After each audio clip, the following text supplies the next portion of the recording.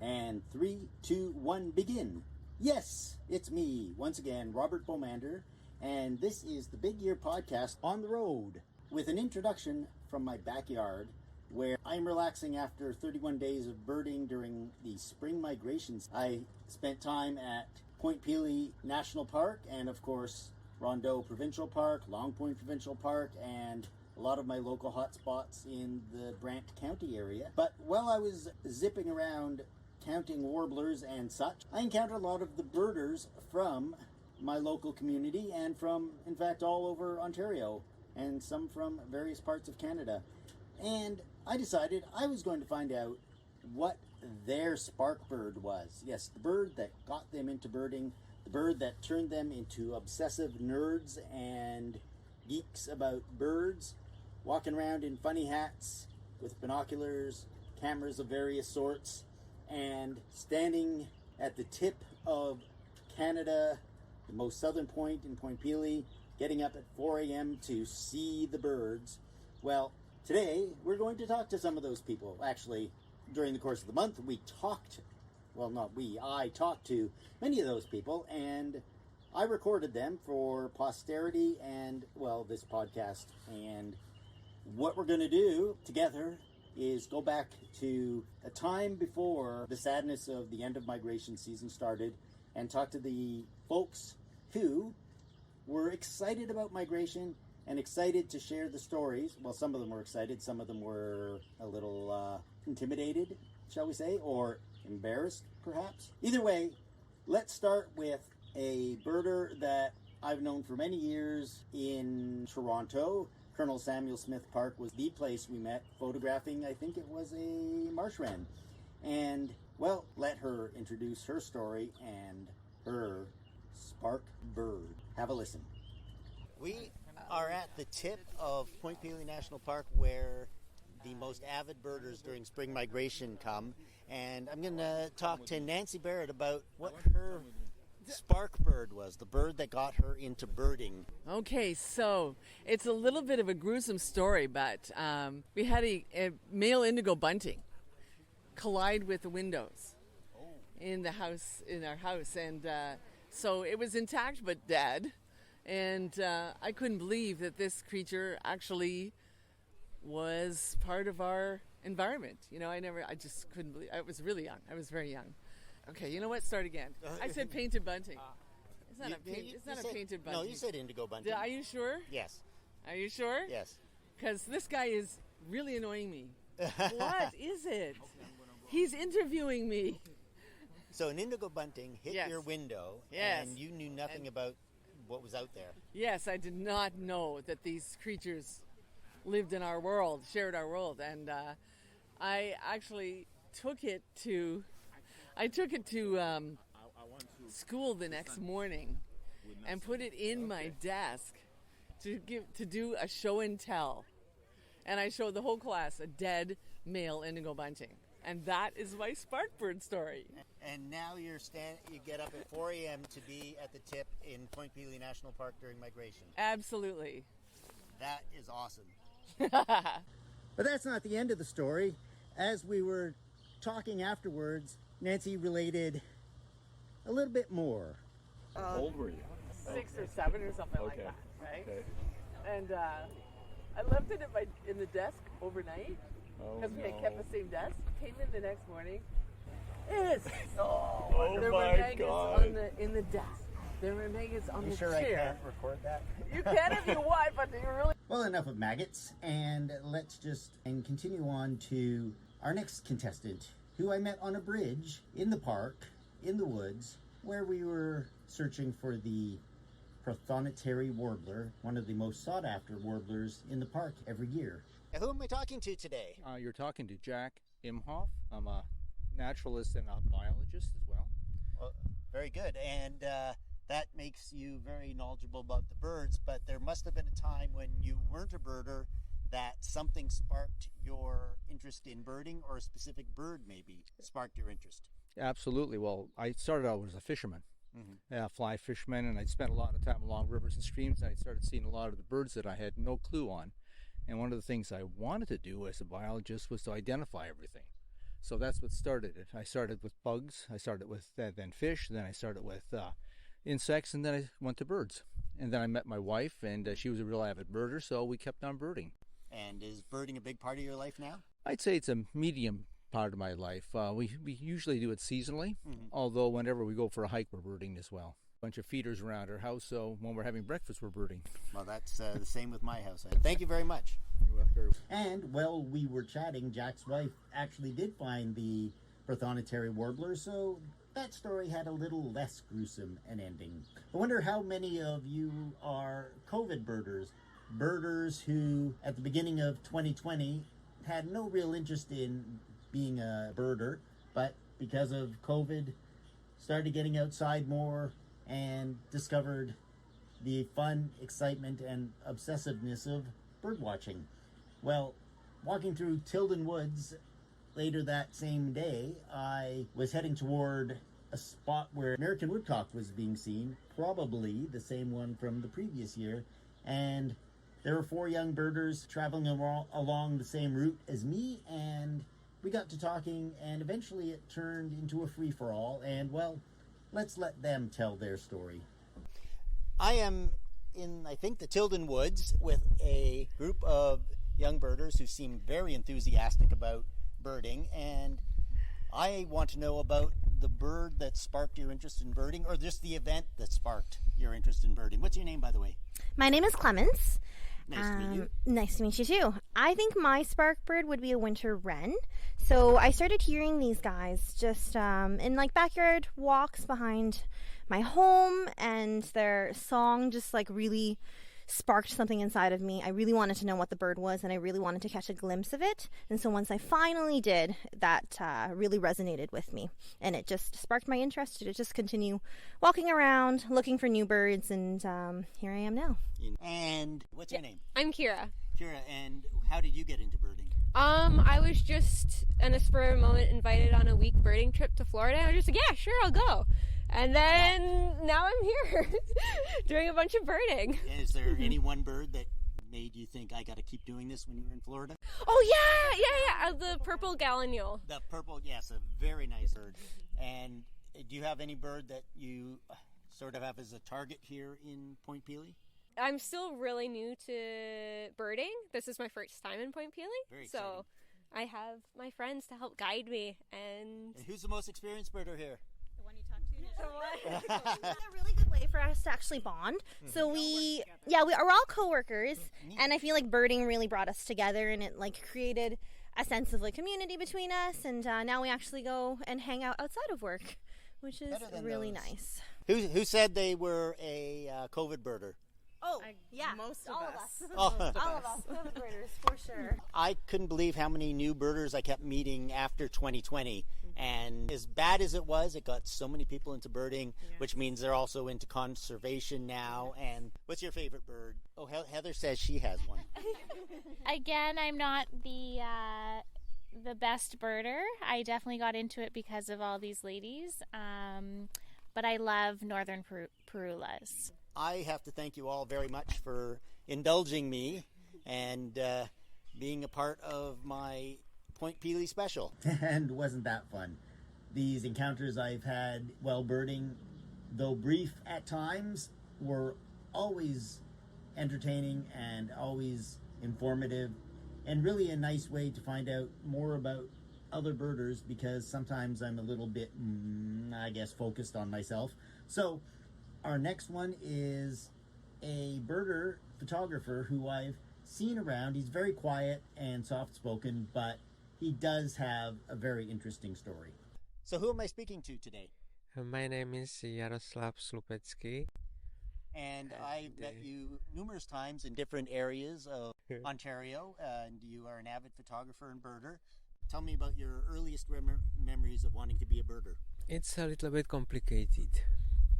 I started when I was very young in the Czech Republic.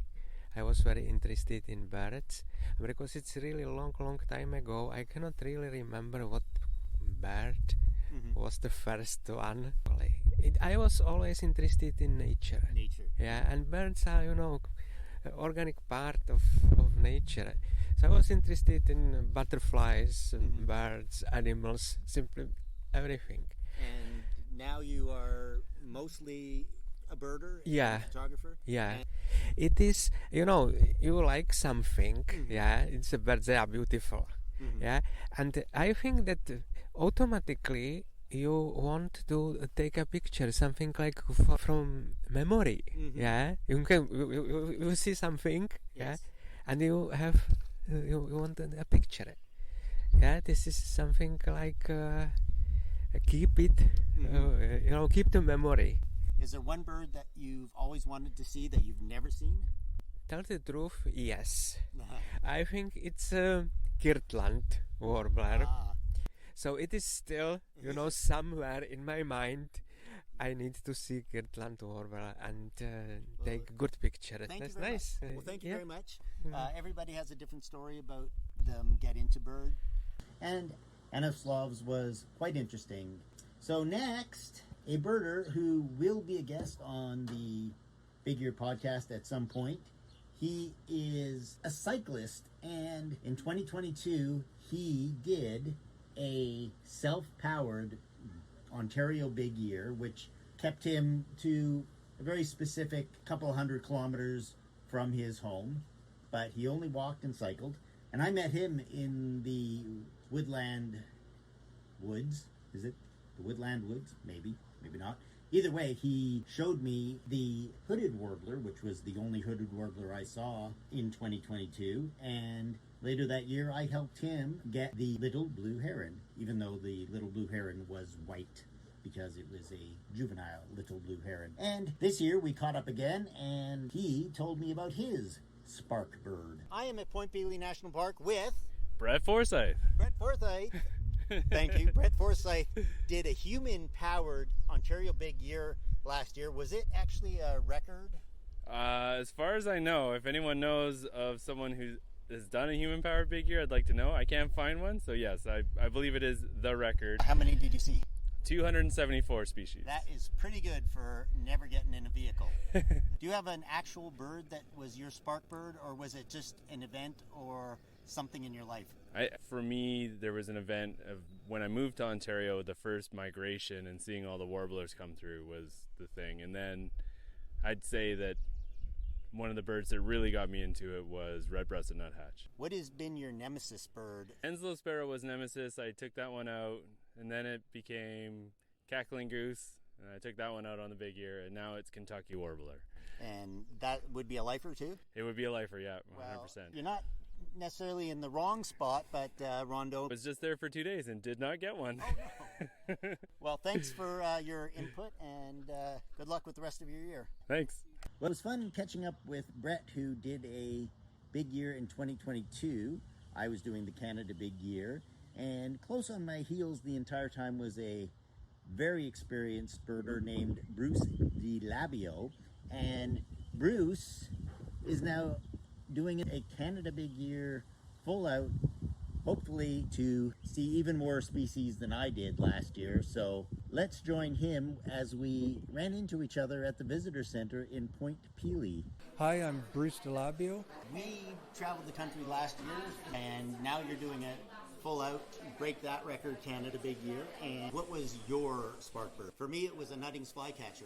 Well, my spark bird was actually a very, very common bird, the black-capped chickadee. And this all happened back in all around 1966, 1967. I had a bird feeder, and I was able to hand tame black-capped chickadees at the feeder up at our cottage at Constance Bay, and that's what really started me on this passion and path of birding. And that has become a career for you? Oh yes, it's been my life. There's always one bird that is someone's nemesis. Do you have like your nemesis bird? Okay, one was the white-tailed ptarmigan, which I finally got to see back in 2005 up in Jasper, but I had looked for it many times starting back in 1977. So that must have been very satisfying. It was incredible. It was incredible to see. Thank you, and I will look forward to our podcast together later in the year. Okay, thank you, Robert.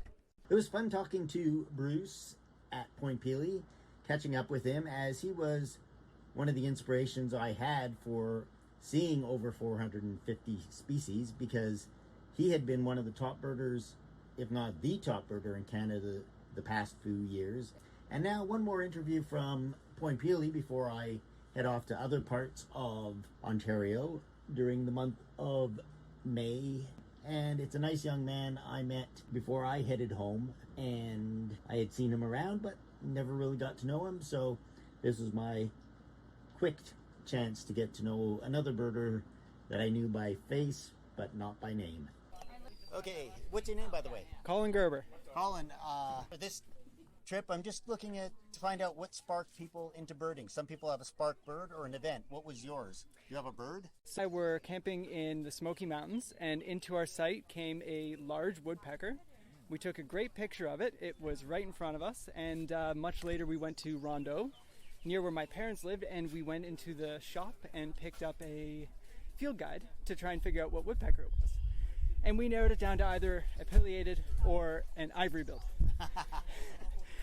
It was You'd be famous if it were an ivory-billed. Oh, exactly.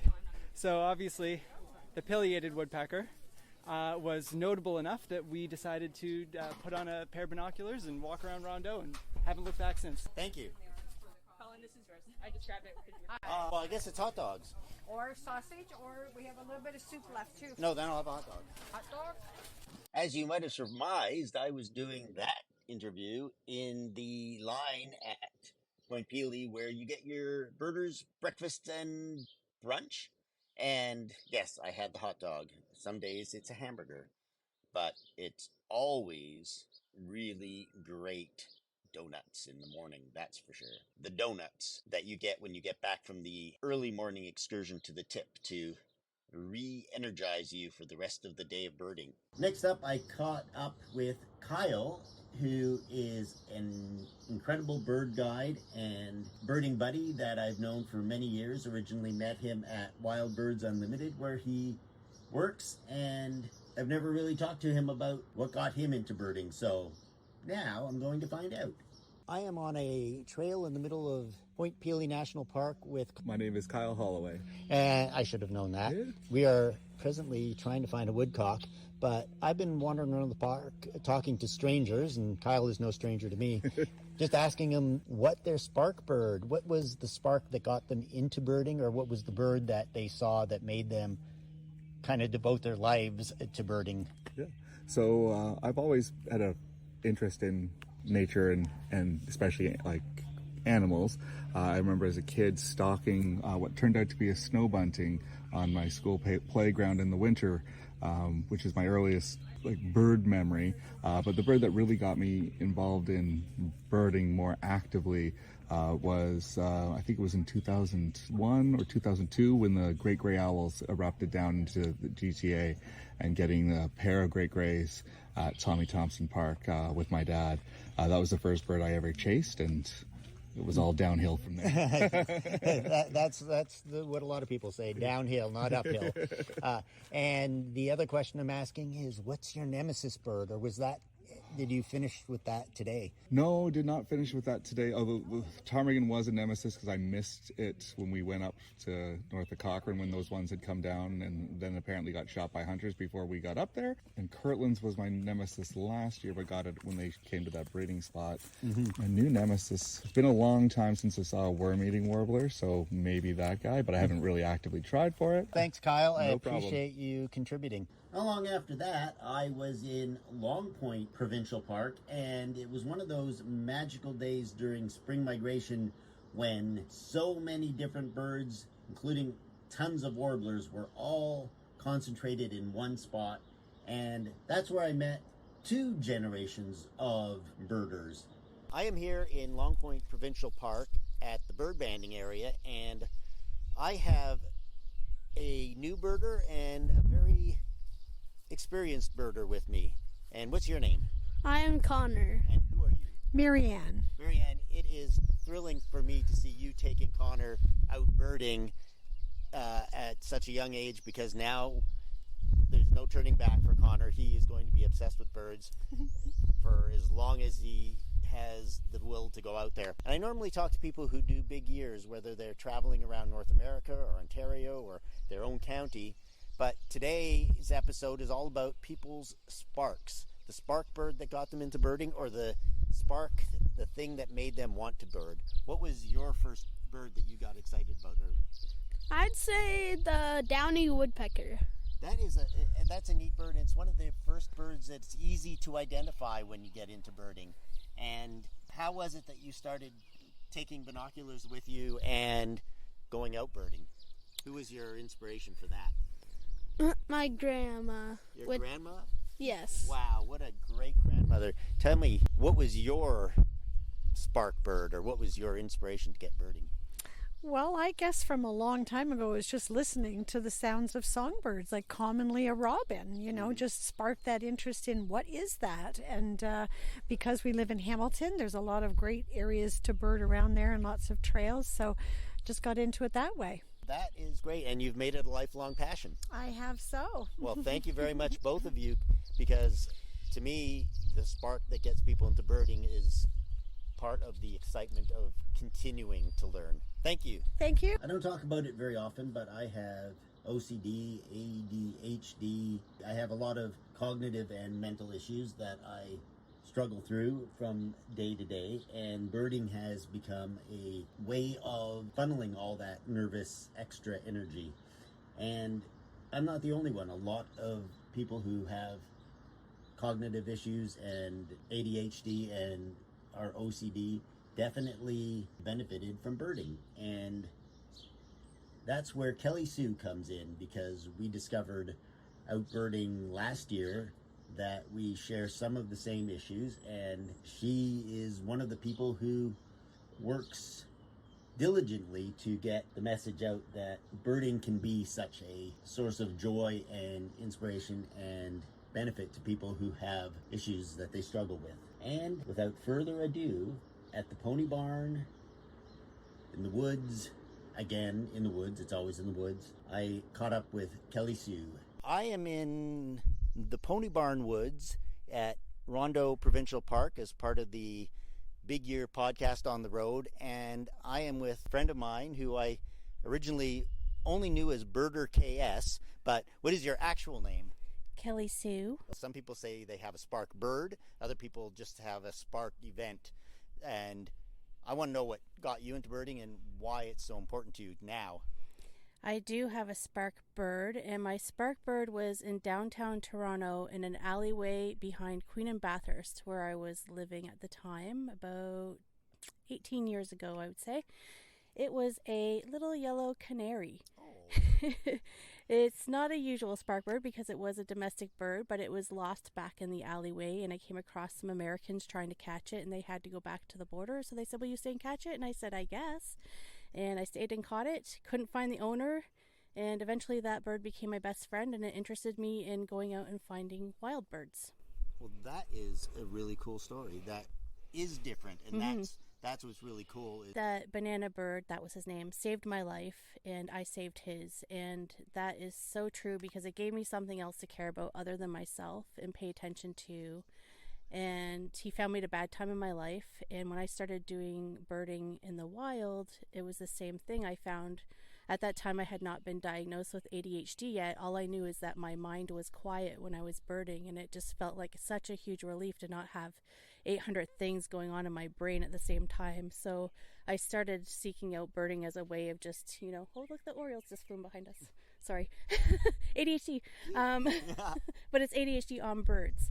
So and that's a good thing. Yeah. Because of my obsessive compulsive disorder, being compulsive about birding is actually a positive. If you can take, especially kids who have OCD, and get them focused on something that they can really be passionate about, the OCD isn't OCD anymore.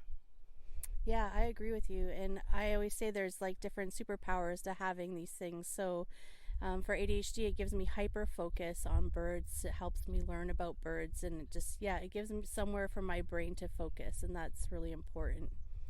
Excellent. Well, we will continue this on a full podcast at some point in the near future, but thanks, Kelly Sue.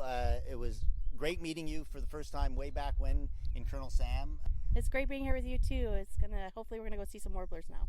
Yes, thanks. Bye-bye. Bye. Yes, chasing birds can seem very obsessive compulsive, but it's also a really great way to socialize with people when you have a little bit of social anxiety disorder like I do.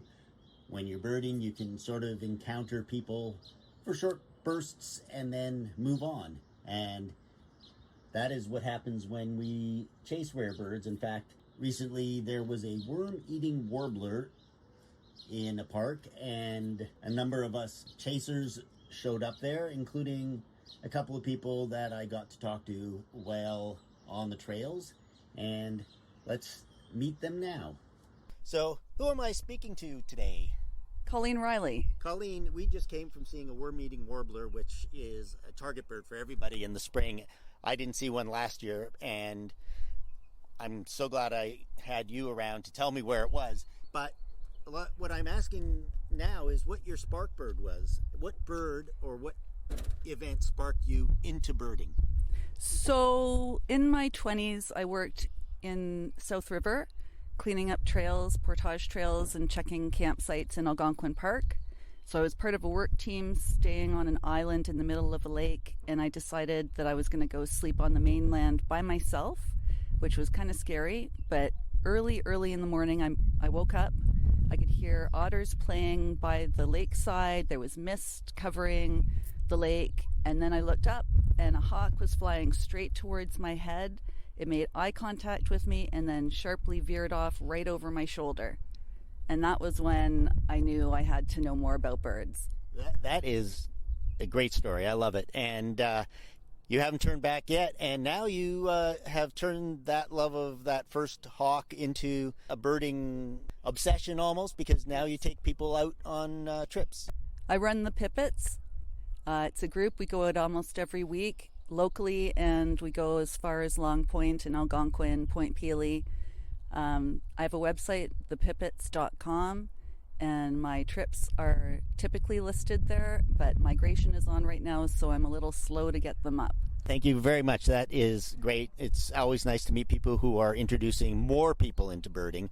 Thank you very much. Yeah, thank you so much.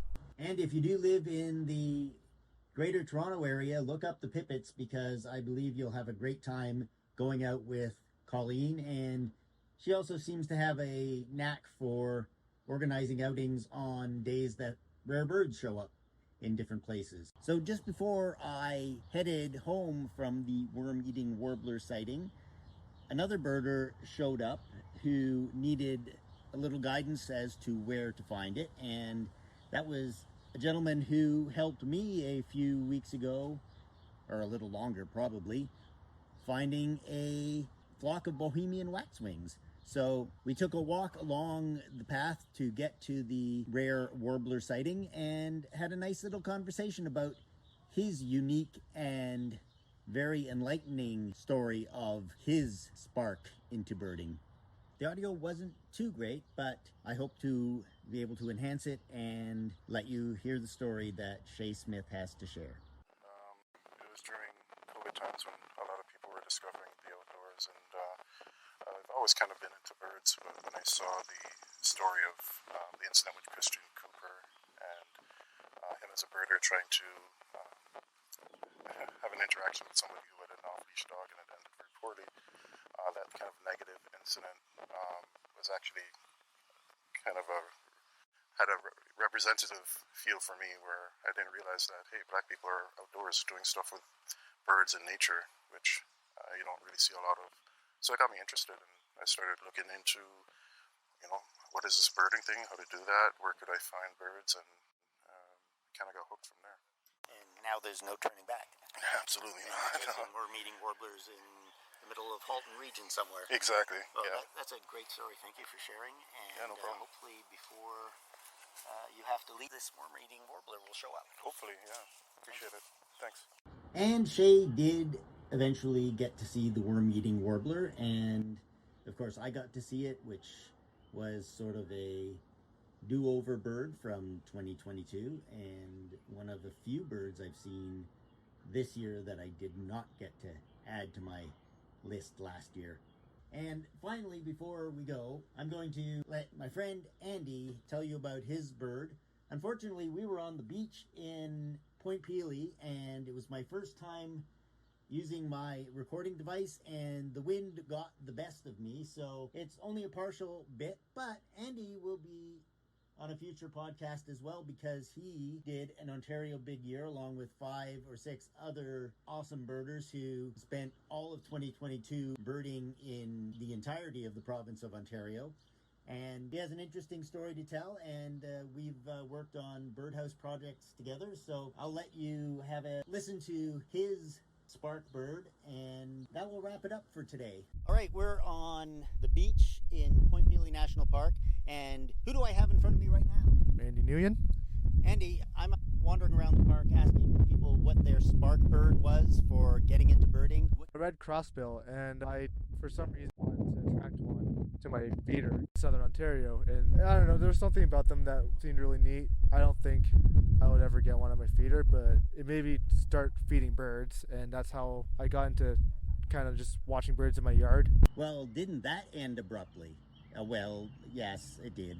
Sorry about that, Andy, and ruining your spark bird, but I think he finished off by saying that, you know, he's been birding everywhere ever since, and of course he's a really good birder, and it's always great to have him along when we run into each other when we're out in the field here in beautiful Brantford, Ontario. So that's it. I guess that's it. The end of the podcast, the end of the month of migration, the looking forward to the dog days of summer birding, where birds are few and far between in terms of new species for the year, but there are still lots of birds to find, and there's still lots of big year birders to talk to, and I can't tell you who the next person will be on the Big Year podcast, coming in 2 to 3 weeks, or even sooner, or even longer. It's hard to tell nowadays, but with the spring migration, I was kind of too busy to make podcasts, except for, you know, well, actually, I was making a podcast. I was just not editing a podcast. The editing is the hard part. And we do have lots of people to look forward to. Big Year birder Greg Miller is going to grace me with an interview in the coming weeks, and all sorts of mystery interviews that I have yet to even imagine. Who knows who the next Big Year birder will be, but I know there are lots of them out there, and I do know that we do have the young woman who broke the lower 48 record a number of years ago, and she's a mystery person that will be on the podcast at some point.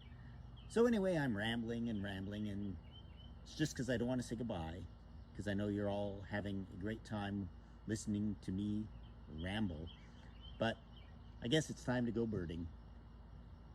Thank you. Enjoy the rest of your day. And of course, may the birds be with you.